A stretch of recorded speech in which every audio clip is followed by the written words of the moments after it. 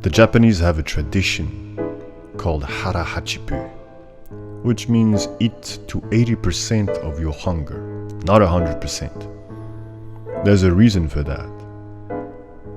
Your stomach holds a huge part of who you are because it works all the time. It's also the center of motivation because it's tapped directly into the survival instinct. Everything becomes sharper when you're hungry, unless you're starving.